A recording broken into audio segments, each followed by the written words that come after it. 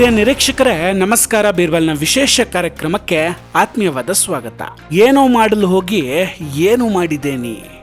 ವೀಕ್ಷಕರೇ, ಇವತ್ತು ಅಣ್ಣಾಮಲೆಯವರು ಹೀಗೆ ಅಂದ್ಕೊಳ್ತಿರ್ಬೋದಾ, IPS ಅಧಿಕಾರಿಯಾಗಿ ನೆಮ್ಮದಿಯಾಗಿದ್ದೆ, ಈ ಹಾಳು ರಾಜಕೀಯ ಯಾಕಾದ್ರೂ ಬೇಕಿತ್ತು ಅಂತ ಯೋಚನೆ ಮಾಡ್ತಿರ್ಬೋದಾ. ಇವತ್ತು ಸಾಕಷ್ಟು ಕಟ್ಟರ್ ಹಿಂದೂ ಕಾರ್ಯಕರ್ತರು ಹಾಗೂ BJP ಕಾರ್ಯಕರ್ತರಿಗೆ BJP ಹೈಕಮಾಂಡ್ನ ಕೆಲ ನಿರ್ಧಾರಗಳು ಸಿಕ್ಕಾಬಟ್ಟೆ ಬೇಸರವನ್ನು ತರ್ತಾ ಇದೆ.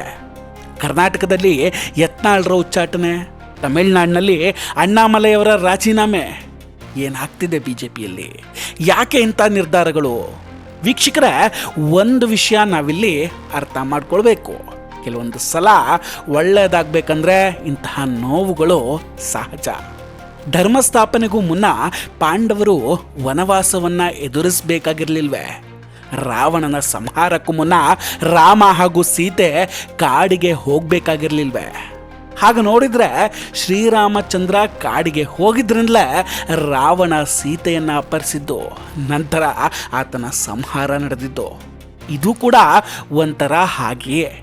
2024 ಎಲೆಕ್ಷನ್ನಲ್ಲಿ ತಮಿಳುನಾಡಿನಲ್ಲಿ BJPಯ ಪರ್ಫಾರ್ಮೆನ್ಸ್ ಅಷ್ಟೊಂದೇನೂ ಚೆನ್ನಾಗಿರಲಿಲ್ಲ. ಹಾಗಾಗಿಯೇ BJP ವಿರೋಧಿಗಳಿಗೆ ಖುಷಿ ತಂದಿತ್ತು.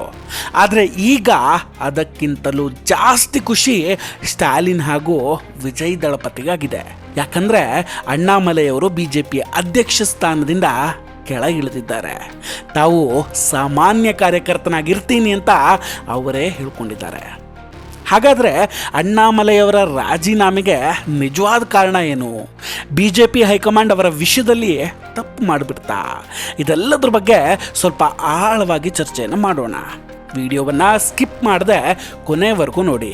ಹಾಗೂ ಇನ್ನೂ ಕೂಡ ನಮ್ಮ ಬೀರ್ಬಲ್ ಚಾನಲನ್ನು ಸಬ್ಸ್ಕ್ರೈಬ್ ಮಾಡದೇ ಇದ್ದರೆ ದಯವಿಟ್ಟು ಸಬ್ಸ್ಕ್ರೈಬ್ ಮಾಡಿ ಹಾಗೂ ಈ ಬೆಲ್ ಐಕಾನನ್ನು ಕ್ಲಿಕ್ ಮಾಡಿ. ವೀಕ್ಷಕರೇ, ಲೋಕಸಭಾ ಚುನಾವಣೆಯ ನಂತರ BJPಯಲ್ಲಿ ಸಾಕಷ್ಟು ಬದಲಾವಣೆಗಳು ನಡೀತಾ ಇದೆ. ಇಡೀ ದೇಶದಲ್ಲಿ ರಾಷ್ಟ್ರೀಯ ಅಧ್ಯಕ್ಷರಿಂದ ಹಿಡಿದು ಅನೇಕ ಮೋರ್ಚಾಗಳ ಅಧ್ಯಕ್ಷರು ಕೂಡ ಬದಲಾಗಲಿದ್ದಾರೆ. ತೆಲಂಗಾಣದಲ್ಲಿ ಬಂಡಿ ಸಂಜಯ್ ಕುಮಾರ್ ಅವರನ್ನು ತೆಗೆದುಹಾಕಿ ಕಿಶನ್ ರೆಡ್ಡಿಯನ್ನು ತಂದರು. ಈಗ ಅವರನ್ನು ಕೂಡ ತೆಗೆಯುವಂತಹ ನಿರ್ಧಾರ ಆಗಿದೆ. ಆಂಧ್ರದಲ್ಲಿಯೂ ಬದಲಾವಣೆ ಆಗಲಿದೆ. ಜೊತೆಗೆ ಕರ್ನಾಟಕದಲ್ಲಿ ಕೂಡ ವಿಜಯೇಂದ್ರ ಅವರನ್ನು ಕೆಳಗಿಳಿಸೋದರ ಬಗ್ಗೆ ಚರ್ಚೆಗಳಾಗ್ತಾ ಇದೆ. ಒಟ್ಟಾರೆಯಾಗಿ BJP ದಕ್ಷಿಣ ಭಾರತದಲ್ಲಿ ಸಾಕಷ್ಟು ಬದಲಾವಣೆಯನ್ನು ತರ್ತಾ ಇದೆ. ಸೊ ಇದನ್ನೆಲ್ಲ ನೋಡಿದ ಮೇಲೆ ಅಣ್ಣಾಮಲೆಯವರನ್ನು ಹೈಕಮಾಂಡ್ ಕಡೆಯಾಗಿ ನೋಡಿದೆ ಅಂದ್ಕೊಳ್ಳೋದು ತಪ್ಪಾಗಿಬಿಡುತ್ತೆ. ಇದೆಲ್ಲದರ ಹಿಂದೆ ರಾಜಕೀಯ ತಂತ್ರಗಳೇ ಇರೋದು ವಿನಃ ಬೇರೆ ಏನೂ ಇಲ್ಲ. ಹಾಗೆ ನೋಡಿದರೆ ದಕ್ಷಿಣ ಭಾರತದಲ್ಲಿ BJPಯಿಂದ ಹೊರಗುಳಿದವರು ಗೆಲ್ಲೋಕ್ಕೆ ಸಾಧ್ಯ ಇಲ್ಲದ ಪರಿಸ್ಥಿತಿ ಇದೆ. ಚಂದ್ರಬಾಬು ನಾಯ್ಡುವನ್ನೇ ನೋಡಿ, BJP ಜೊತೆ ಸೇರಿ ಅದ್ಭುತ ಗೆಲುವನ್ನು ಸಾಧಿಸಿದ್ದಾರೆ. ಆದರೆ ಇದಕ್ಕೂ ಮುನ್ನ BJPಗೆ ಕೈ ಕೊಟ್ಟು ಪ್ರತ್ಯೇಕ ಆದಾಗ ಹೀನಾಯ ಸೋಲನ್ನು ಕಂಡಿದ್ರು. ತಮಿಳುನಾಡಿನಲ್ಲಿ AIDMKನದ್ದು ಕೂಡ ಇದೇ ಸ್ಥಿತಿ. BJPಯಿಂದ ದೂರ ಆದರೆ AIDMKನೂ ಕೂಡ ಏನೂ ಅಲ್ಲ ಅನ್ನೋದು ಸಾಬೀತಾಗಿದೆ. ಕರ್ನಾಟಕ ಬಿಟ್ಟು ಬೇರೆ ಎಲ್ಲ ಕಡೆ ಹೀಗೇ ಇದೆ. ಕಳೆದ ಲೋಕಸಭಾ ಚುನಾವಣೆಯಲ್ಲಿ BJP ಪ್ರತ್ಯೇಕವಾಗಿ ನಿಲ್ತು, ಹಾಗೆ ಅಲ್ಲಿ ಸೋಲನ್ನು ಕಾಣ್ತು. ಹಾಗಾಗಿ ಈ ಬಾರಿ AIDMK ಜೊತೆ ಸೇರಿಕೊಳ್ಳುವಂತಹ ನಿರ್ಧಾರವನ್ನು BJP ಮಾಡಿದೆ. ಪಳನಿಸ್ವಾಮಿ ದೆಹಲಿಗೆ ಹೋಗಿ ಅಣ್ಣಾಮಲೆಯವರನ್ನು ಕೆಳಗಿಳಿಸಬೇಕು ಅಂತ ಷರತ್ತನ್ನು ಹಾಕಿದ್ರು. ಇನ್ನೊಂದು ಕಡೆ ಅಣ್ಣಾಮಲೆಯವರ ಸದ್ಯದ ನಾಯಕತ್ವ ತಮಿಳುನಾಡಿನಲ್ಲಿ ಅಂತಹ ಬದಲಾವಣೆಯನ್ನು ತಂದಿಲ್ಲ ಅನ್ನೋ ಯೋಚನೆ ಹೈಕಮಾಂಡ್ ತಲೆಗೆ ಬಂದಿರಬಹುದು. ಜೊತೆಗೆ ಪಬ್ಲಿಕ್ ಫ್ರೆಶ್ನೆಸ್ ತರೋದಕ್ಕೆ ಕೂಡ ಬದಲಾಯಿಸಿರಬಹುದು. ಇದೆಲ್ಲಕ್ಕಿಂತ ಹೆಚ್ಚಾಗಿ ಅಣ್ಣಾಮಲೆಗೆ ಕೂಡ AIDMK ಜೊತೆ ಕೈ ಜೋಡಿಸೋದು ಇಷ್ಟ ಇರಲಿಲ್ಲ. ಹಾಗೂ ತಮಿಳುನಾಡಿನಲ್ಲಿ 2 ಟರ್ಮ್ಗಿಂತ ಹೆಚ್ಚು ಕಾಲ ರಾಜ್ಯಾಧ್ಯಕ್ಷರಾಗಿ ಉಳಿದವರು ಯಾರೂ ಕೂಡ ಇಲ್ಲ. ಇದೆಲ್ಲವೂ ಕೂಡ ಅಣ್ಣಾಮಲೆಯವರ ರಾಜೀನಾಮೆ ಹಿಂದಿರುವಂತಹ ಕಾರಣಗಳಾಗಿದ್ದಾವೆ. ಹಾಗೆ ನೋಡಿದರೆ ಅಣ್ಣಾಮಲೆಯವರು ಇನ್ನೂ ರಾಜೀನಾಮೆಯನ್ನು ಕೊಟ್ಟೇ ಇಲ್ಲ. ಅವರು ಇಷ್ಟೇ ಹೇಳಿರೋದು, ಮುಂಬರುವ ನಾಯಕತ್ವಕ್ಕೆ ನಾನು ದಾವೇದಾರ ಅಲ್ಲ ಅಂತ. ಅಂದರೆ ಅಧ್ಯಕ್ಷ ಸ್ಥಾನ ಚೇಂಜ್ ಆಗುತ್ತೆ, ಆದರೆ ಆ ರೇಸ್ನಲ್ಲಿ ನಾನಿರೋದಿಲ್ಲ ಅಂತ ಹೇಳಿದ್ದಾರೆ ಅಷ್ಟೇ. ಅದು ಬಿಟ್ಟರೆ ಅವರು ರಾಜೀನಾಮೆಯನ್ನು ಕೊಟ್ಟಿಲ್ಲ, ಹಾಗೆ ಅವರನ್ನು ತೆಗೆದು ಕೂಡ ಹಾಕಿಲ್ಲ. ಕೇವಲ ಮುಂಬರುವ ನಾಯಕತ್ವದ ರೇಸ್ನಲ್ಲಿ ನೀವು ಇಲ್ಲ ಅಂತ ಹೇಳಿದಾರಷ್ಟೇ.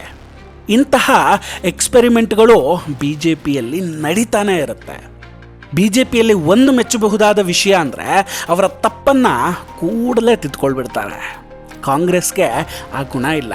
2024 ಜನರಲ್ ಎಲೆಕ್ಷನ್ನಲ್ಲಿ ಬಿ ಜೆ ಪಿ 40-50 ಸೀಟ್ ಕಡಿಮೆ ಬಂದಿದ್ದರಿಂದ ಕೂಡಲೇ ಅದನ್ನು ಸರಿ ಮಾಡುವಂತಹ ಕೆಲಸ ಮಾಡ್ತು. RSSನ್ನು ಜೊತೆಗೆ ಕರ್ಕೊಂಡು ಮುನ್ನಡೆಯುವಂಥ ಕೆಲಸವನ್ನು ಶುರು ಮಾಡಿಕೊಳ್ಳುತ್ತೆ. ಅದರ ಫಲವಾಗಿ ಹರಿಯಾಣ, ಮಹಾರಾಷ್ಟ್ರ, ದಿಲ್ಲಿಯ ಚುನಾವಣೆಯಲ್ಲಿ ಗೆದ್ದುಕೊಂಡು ಬರ್ತಾರೆ. ತಮಿಳುನಾಡಿನಲ್ಲೂ ಇದೇ ಆಗ್ತಿದೆ. AIADMK ಜೊತೆ ಇದ್ದಂತಹ ಸಂಬಂಧ ಮುರಿದು ಚುನಾವಣೆಗೆ ಸ್ಪರ್ಧಿಸಿತ್ತು. BJP ಅದರ ಪರಿಣಾಮವಾಗಿ ಸೋಲನ್ನು ಅನುಭವಿಸ್ತು. ಹಾಗಾಗಿ ಈಗ ಮತ್ತೆ ಅದರ ಜೊತೆ ಸಂಬಂಧ ರೂಪಿಸೋಕೆ ಮುಂದಾಗ್ತಿದೆ. ಈಗ ಇನ್ನೊಂದು ಸುದ್ದಿ ಕೂಡ ಕೇಳಿ ಬರ್ತಾ ಇದೆ. ಅಣ್ಣಾಮಲೈಯವರನ್ನು ರಾಜ್ಯಾಧ್ಯಕ್ಷ ಸ್ಥಾನದಿಂದ ಕೆಳಗಿಳಿಸಿ ಅಮಿತ್ ಶಾ ಅವರು ಅಣ್ಣಾಮಲೈಯವರನ್ನು ದೆಹಲಿಗೆ ಕರೆಸ್ತಾ ಇದ್ದಾರಂತೆ. ಅಂದರೆ ದೆಹಲಿಯಲ್ಲಿ ಅವರನ್ನು ರಾಜ್ಯಸಭಾ ಸದಸ್ಯರಾಗಿ ಮಾಡಿ ಮಿನಿಸ್ಟರ್ ಮಾಡುವ ಆಲೋಚನೆ ಇದೆ ಅಂತ ಒಂದು ಸುದ್ದಿ ಹರಿದಾಡ್ತಾ ಇದೆ. ಮೊದಲೇ IPS ಆಗಿರೋದ್ರಿಂದ ಆಡಳಿತದ ಬಗ್ಗೆ ಹೆಚ್ಚು ಪರಿಣಿತಿ ಇರೋದ್ರಿಂದ ಅವರನ್ನು ಕೇಂದ್ರಕ್ಕೆ ಕರೆಸಿಕೊಂಡು ಮಂತ್ರಿ ಪದವಿ ಕೊಡುವ ಸಾಧ್ಯತೆಗಳೇ ಹೆಚ್ಚು. ಬಂಡಿ ಸಂಜಯ್ ಅವರು ಕೂಡ ತೆಲಂಗಾಣದಲ್ಲಿ ಅಣ್ಣಾಮಲೈಯವರಂತೆಯೇ ಇದ್ದರು. ಅವರನ್ನು ರಾಜ್ಯಾಧ್ಯಕ್ಷ ಸ್ಥಾನದಿಂದ ಕೆಳಗಿಳಿಸಿ ಕೇಂದ್ರಕ್ಕೆ ಕರೆಸ್ಕೊಳ್ಳಲಾಗುತ್ತೆ. ಉತ್ತರ ಪ್ರದೇಶದಲ್ಲಿ ಕೂಡ ದೊಡ್ಡ ದೊಡ್ಡ ದಿಗ್ಗಜರನ್ನ ಕೂಡ ಕೆಳಗಿಳಿಸಲಾಯಿತು. ಕಲ್ರಾಜ್ ಮಿಶ್ರಾ, ಕಲ್ಯಾಣ್ ಸಿಂಗ್, ರಾಜನಾಥ್ ಸಿಂಗ್, ಮುರಳಿ ಮನೋಹರ್ ಜೋಶಿ, ವಿನಯ್ ಕಟಿಯಾರ್ ಅಂತವ್ರನ್ನೇ ಕೆಳಗಿಳಿಸಿದ್ರು. ಯಾಕಂದರೆ BJP ಯಾವುದೇ ವ್ಯಕ್ತಿಯನ್ನು ಅವಲಂಬಿಸಿಲ್ಲ. ನಾಯಕತ್ವದ ಬದಲಾವಣೆ ಅನ್ನೋದು ಆಗ್ತಾ ಇರುತ್ತೆ. ಇದು ಕೂಡ BJPಯ ಒಂದು ಬಲ. ಮಾಮಾಜಿ ಶಿವರಾಜ್ ಸಿಂಗ್ ಚೌಹಾಣ್ ಅವರ ಕಾರ್ಯಬಲದಿಂದ BJP ಮಧ್ಯಪ್ರದೇಶದಲ್ಲಿ ಪುನಃ ಗೆಲ್ಲೋಕ್ಕೆ ಸಾಧ್ಯ ಆಯಿತು. ಆದರೆ ಅವರನ್ನು CM ಮಾಡಲಿಲ್ಲ. ಅವರನ್ನು ಕೇಂದ್ರಕ್ಕೆ ಕರ್ಕೊಂಡು ಹೋದರು.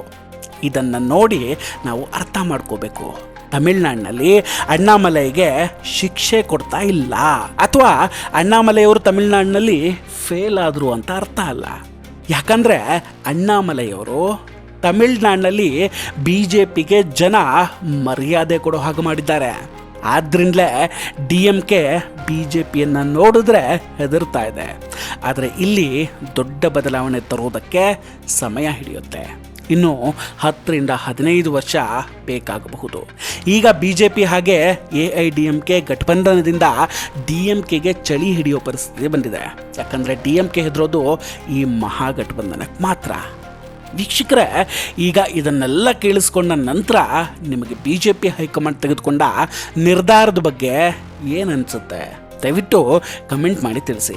ವಿಡಿಯೋ ಇಷ್ಟ ಆಗಿದ್ರೆ ಲೈಕ್ ಮಾಡಿ ಹಾಗೂ ಶೇರ್ ಮಾಡಿ. ನಮ್ಮ ಬೀರ್ಬಲ್ ಚಾನಲನ್ನು ಇನ್ನೂ ಕೂಡ ನೀವು ಸಬ್ಸ್ಕ್ರೈಬ್ ಮಾಡಿಲ್ಲ ಅಂದರೆ ದಯವಿಟ್ಟು ಸಬ್ಸ್ಕ್ರೈಬ್ ಮಾಡಿ ಹಾಗೂ ಈ ಬೆಲ್ ಐಕಾನನ್ನು ಕ್ಲಿಕ್ ಮಾಡಿ.